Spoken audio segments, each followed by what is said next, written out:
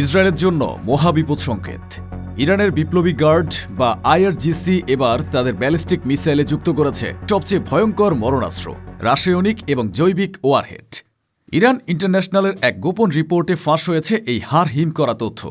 IRGC air force বা বিমান বাহিনী দিন রাত কাজ করছে তাদের মিসাইলগুলোকে ডুমসডে ওয়েপন বা মহাপ্রলয়ের অস্ত্রে পরিণত করতে। এই খবর শুনে তেল আবিবে ভূমিকম্প শুরু হয়েছে। ইসরায়েলি যুদ্ধকালীন মন্ত্রিসভার সাবেক সদস্য এবং প্রভাবশালী নেতা বেনি গান্তজ সরাসরি হামলার হুমকি দিয়ে বলেছেন, ইরানের বিরুদ্ধে অ্যাকশন বা হামলা খুব শীঘ্রই হতে পারে। কিন্তু ইরান বুঝিয়ে দিয়েছে, ইসরায়েল যদি আগুন নিয়ে খেলে তবে তারা বিষাক্ত গ্যাসের সাগরে ডুবে মরবে।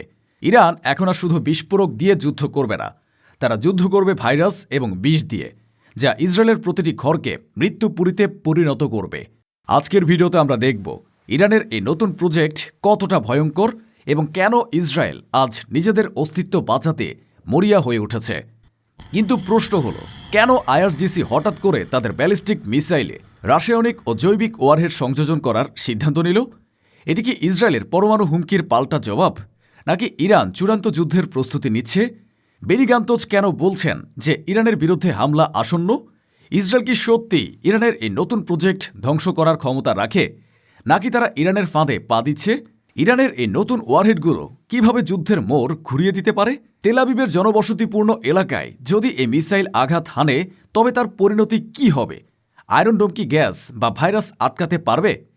ইরান ইন্টারন্যাশনালের এই রিপোর্ট কি সত্যি, নাকি এটি ইসরায়েলের হামলার অজুহাত তৈরির প্রোপাগান্ডা? ইরান কি আসলেই তাদের মিসাইল কমান্ড এবং কন্ট্রোল সিস্টেম আপডেট করেছে?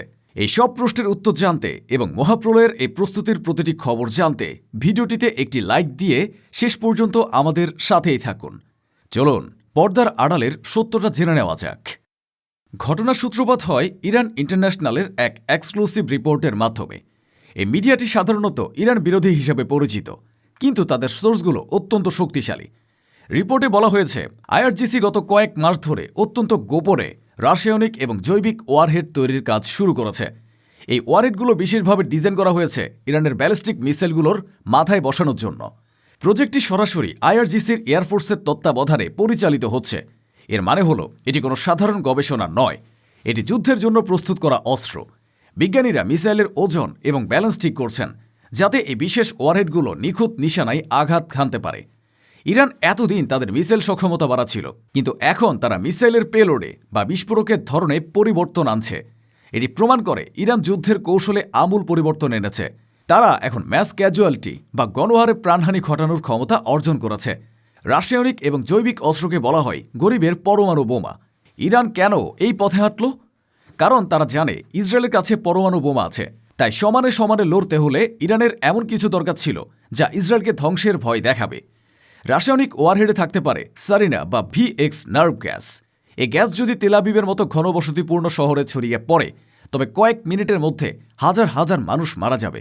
কোনো বিল্ডিং ধ্বংস হবে না, শুধু মানুষগুলো লাশ হয়ে যাবে। আর জৈবিক ওয়ারহেডে থাকতে পারে অ্যানথ্রাক্স বা অন্য কোনো মারাত্মক ভাইরাস। এটি বাতাসের মাধ্যমে ছড়িয়ে পড়বে এবং পুরো ইসরায়েলকে এক বিশাল হাসপাতালে পরিণত করবে। সবচেয়ে ভয়ের বিষয় হলো, এই অস্ত্রগুলো আটকাতে ইসরায়েলের আয়রন ডোম বা অ্যারো সিস্টেম ব্যর্থ হতে পারে। কারণ মিসাইল যদি আকাশেও ধ্বংস হয়, তবুও বিষাক্ত রাসায়নিক বা জীবাণু বাতাসের মাধ্যমে মাটিতে নেমে আসবে। ইসরায়েলের জন্য এটি এক সমাধানহীন বাধা। তবে এই রাসায়নিক প্রজেক্টের শেকড় আরও গভীরে। পশ্চিমা গোয়েন্দা সংস্থাগুলো সন্দেহ করছে ইরান তাদের পুরনো মিত্র সিরিয়ার কাছ থেকে রাসায়নিক অস্ত্রের প্রযুক্তিগত সহায়তা পেয়েছে। সিরিয়ার আসাদ সরকার দীর্ঘদিন ধরে রাসায়নিক অস্ত্র তৈরি এবং মজুত করার জন্য পরিচিত।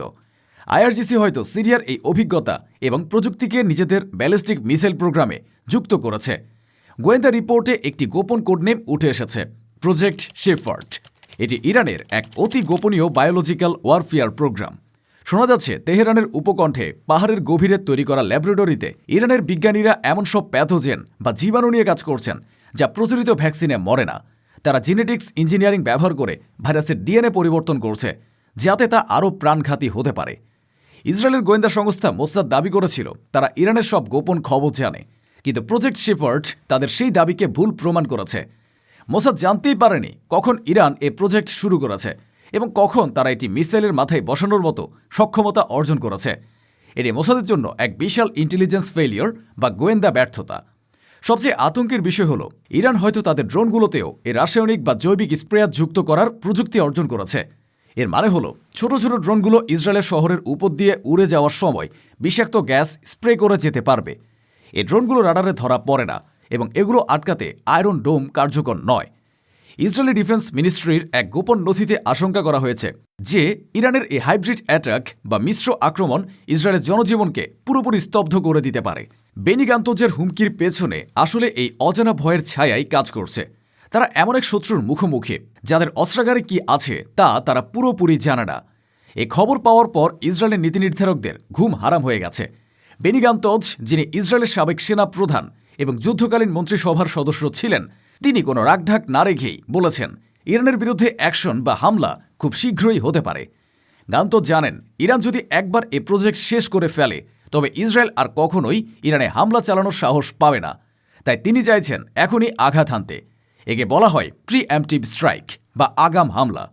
ইসরায়েল হয়তো ইরানের সেই ল্যাবরেটরি বা মিসাইল ঘাঁটিগুলোতে টার্গেট করবে, কিন্তু ইরান তাদের এই প্রজেক্টগুলো মাটির এত গভীরে এবং এত ছড়িয়ে ছিটিয়ে রেখেছে যে একবারে সব ধ্বংস করা অসম্ভব।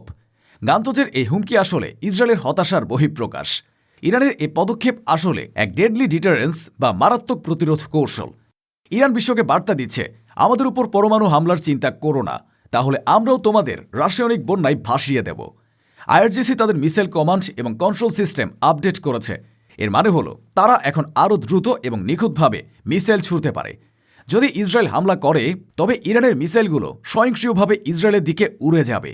ইরান প্রমাণ করেছে তারা আর ভিকটিম বা শিকার হয়ে থাকতে রাজি নয়, তারা এখন শিকারী।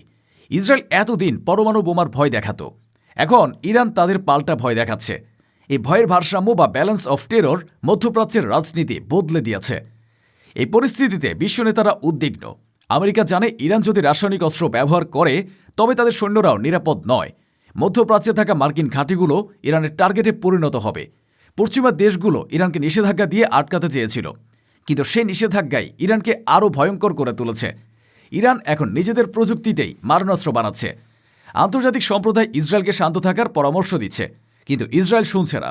তারা ভাবছে এখনই যদি ইরানকে না থামানো যায় তবে আর কখনোই সম্ভব নয়। বিশ্ব এখন এক বারুদের স্তূপের উপর বসে আছে। ইসরায়েলের ভেতরে এখন যুদ্ধের প্রস্তুতি চলছে। সরকার নাগরিকদের গ্যাস, মাস্ক এবং সুরক্ষা কিট বিতরণ করছে। হাসপাতালগুলোকে প্রস্তুত রাখা হচ্ছে রাসায়নিক হামলার মোকাবিলার জন্য। ইসরায়েলি জনগণ বুঝতে পারছে এবারের যুদ্ধ হামাসের রকেটের মতো হবে না। এবার আকাশ থেকে নামবে মৃত্যু। তেল আবিবের বিলাসবহুল জীবনযাত্রা এখন আতঙ্কে পরিণত হয়েছে। নেতানিয়াহু সরকার জনগণকে আশ্বস্ত করার চেষ্টা করছে, কিন্তু তারা নিজেরাই জানে পরিস্থিতি কতটা ভয়াবহ। ইরানের একটি মিসাইল যদি তেল আবিবে আঘাত হানে তবে ইসরায়েলের ইতিহাস বদলে যাবে। প্রিয় দর্শক, ইরান প্রমাণ করেছে তাদের ঝুড়িতে চমকের শেষ নেই।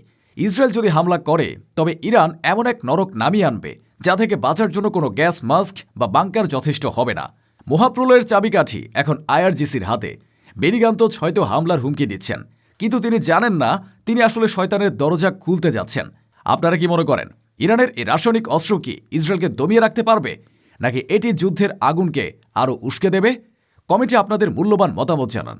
ভিডিওটি ভালো লাগলে লাইক দিন এবং শেয়ার করে বিশ্বকে জানিয়ে দিন নতুন এক মহাযুদ্ধের প্রস্তুতির কথা। দেখা হবে পরবর্তী ভিডিওতে। ধন্যবাদ।